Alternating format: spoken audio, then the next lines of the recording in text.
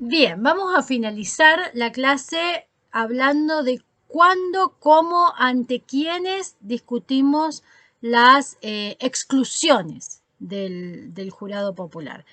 Se acordarán que cuando en el video anterior hablé de las excusaciones, esto es de las personas que manifiestan que tienen un temor de no poder ver el juicio en forma imparcial, les dije acá en principio tenemos que tener cuidado y dividir los casos evidentes, soy el papá del defensor, en esos casos podemos tomar la resolución inmediatamente, pero en los casos que no son tan evidentes, quizás sea conveniente a la persona que manifiesta esa situación decirle, bueno, le vamos a pedir de todas maneras que permanezca en la audiencia y vamos a resolver su situación al finalizar. Esto les decía porque las partes o bien pueden buscar construir información, de repente a una parte le interesa que esa persona se quede en el jurado y puede hacerle, cuando pasemos a la parte de las preguntas a los potenciales jurados, puede hacerle preguntas para relativizar esa posible parcialidad. Entonces puede suceder eso, o bien puede suceder que a una parte le interese excluir a esa persona del jurado y fortalezca a través de preguntas la situación de parcialidad y eventualmente pueden darse también las dos cosas. Entonces, cuando no tenemos claridad de que se trata de un caso en donde esta persona no puede quedarse en el jurado, no me parece lo más conveniente decidir directamente excluir a esa persona porque se está excusando, sino que lo más conveniente es dejarles la nota, por decirlo de alguna manera, a las partes para que las partes puedan profundizar en la información cuando les toque hacer las preguntas. Y si no profundizan, cuando discutamos las recusaciones con causa, también podemos poner en discusión esta situación. Entonces ahí el juez o la jueza les preguntará en principio si tienen algún inconveniente en que sea excluida esa persona. De nuevo, siempre yendo del 1 al 24. ¿No? O sea, no me voy a poner a discutir la excusación del jurado o la jurada número 24 si todavía no hemos tenido discusiones con relación a los 8 primeros y a las 8 primeras que decíamos son quienes van a integrar el jurado a menos que haya una exclusión. Entonces, cuando son terrenos grises, es conveniente pedirles a las personas que esperen hasta que se resuelvan todos los planteos que haya de potenciales exclusiones del jurado. En esto, cuando la audiencia se lleva adelante desde el punto de vista de la judicatura, siempre lo que aparece es el temor a tener a una persona 3 horas en una audiencia cuando podría excusársela y permitirle retirarse en forma inmediata. Pero aquí hay que equilibrar, digamos, la posibilidad de no hacerle perder tiempo a las personas con la necesidad de no tomar decisiones apresuradas, porque además una cuestión riesgosa que surge si una persona se excusa y yo directamente como jueza le digo, bueno, está bien, puede retirarse, corro el riesgo de que eso me genere una cascada de excusaciones. Y pongo los ejemplos más frecuentes.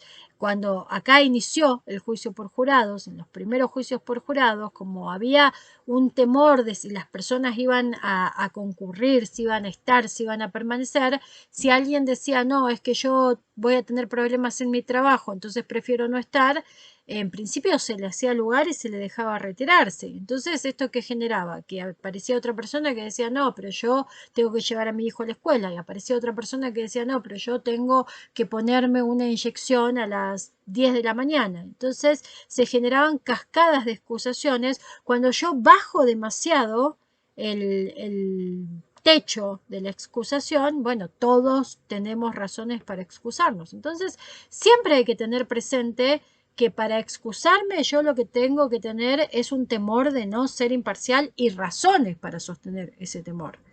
Si las razones para sostener que no voy a ser imparcial son que todos los días tengo que tomar una pastilla a las 10, esas razones son fácilmente se pueden resolver fácilmente si yo a esa persona le digo, bueno, la oficina judicial se va a ocupar de recordarme todos los días de hacer un cuarto intermedio para que usted pueda tomar la pastilla. Hemos tenido situaciones, no de alguien que tiene que tomar un remedio, pero si alguien es insulino dependiente, sabemos que tenemos que tener un especial cuidado y hacer cuartos intermedios para que pueda colocarse la insulina o para que pueda etcétera, etcétera. Entonces, siempre lo que tengo que tener en cuenta es si las razones son suficientes para decir esta persona realmente va a tener riesgos de mirar parcialmente el caso. Y por eso, salvo que sean casos muy claros, lo conveniente es dejar las resoluciones para el final de la audiencia. Entonces, todas las razones que se dan de excusas que no son claras, es preferible decirle va a tener que esperar y esto lo vamos a resolver al final. Se produce la información de parte de quienes litigan, tanto la acusación como la defensa realizan las preguntas a las personas que les resultan de interés, producen esa información y a continuación viene la pregunta. ¿Van a ser recusaciones con causa, sí o no? ¿A quiénes y por qué? Ahora, aquí hay una cuestión que a veces perdemos de vista y que es sumamente importante. Yo no puedo permitir que las recusaciones con causa se discutan delante de las personas que han salido sorteadas y son potenciales juradas. ¿Por qué? Porque el hecho de que una parte sostenga una recusación con causa no quiere decir que yo voy a hacer lugar a esa recusación con causa. Entonces, si yo esa discusión la sostengo delante del potencial jurado, genero el riesgo de dejar en el jurado a una persona que escuchó a una de las partes pedir que sea excluida del jurado. Para evitar ese riesgo que puede generar un sesgo en la mirada de esa persona, lo conveniente es que una vez que se establecieron las razones de excusa, si las hay, y una vez que se establecieron que las partes pudieron hacer sus preguntas para recuperar información, yo me retire con las partes a otra sala. Y digo esto porque es mucho más fácil que se retire una jueza técnica y las partes a que se retiren las 40 personas que fueron sorteadas como juradas, les dé un cuarto intermedio a las personas sorteadas y me retire a otro espacio para que las partes puedan plantear sus recusaciones con causa sin temor a que las argumentaciones que van a realizar repercutan luego en la forma en que las personas van a mirar su litigio. Entonces es necesario, y vuelvo a la cuestión de organización, yo necesito que desde la organización hayan planificado la posibilidad de 2 espacios de audiencia con 2 registros de las audiencias, porque lo que voy a discutir con las partes al momento de ver las recusaciones con causa, lo voy a dejar registrado también, ya que todas las decisiones que yo tome contra de las partes son eventuales agravios para una impugnación. Entonces me voy a ir a otra sala de audiencias con las partes y ahí las partes van a tener la tranquilidad de poder argumentar y contraargumentar sobre la base de la información que produjeron si es viable o no es viable la o las recusaciones con causa que quieran realizar, con muchísima más libertad que si lo tienen que hacer delante del jurado. Entonces, ¿esto por qué?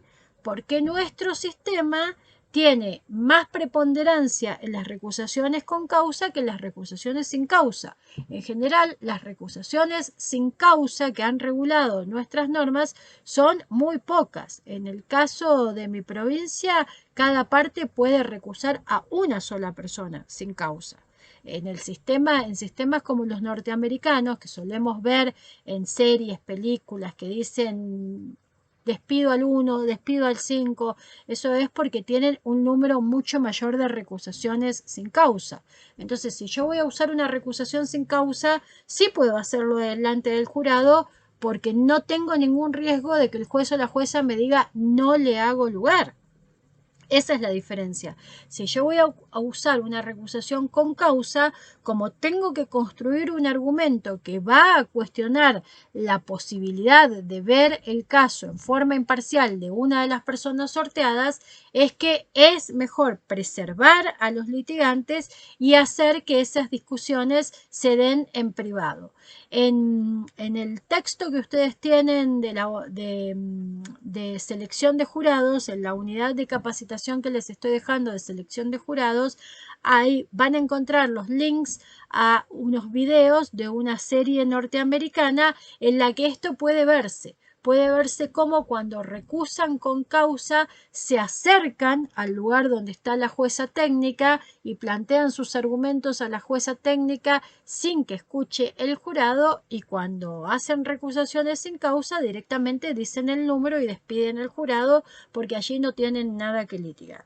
En sistemas como los nuestros, que tienen una base más fuerte en recusaciones con causa, yo creo que el mejor mecanismo es posibilitarles a los y las litigantes un espacio amplio en el que puedan exponer sus argumentos, en el que la contraparte pueda oponerse si desea oponerse, o pueda acompañar si considera que el argumento es válido y solicitar la recusación con causa, sin este temor a que el jurado genere algún tipo de prejuicio. Por eso esta cuestión del momento en el que se discuten todos los aspectos, con las excusaciones que quedaron en la zona gris, pasa exactamente lo mismo. Yo creo que todos los planteos de exclusiones del jurado que no son claros se tienen que resolver al finalizar la audiencia y previo generar este espacio en el que yo como jueza técnica me reúno con las partes y les digo, bueno, la jurado número 3 dijo que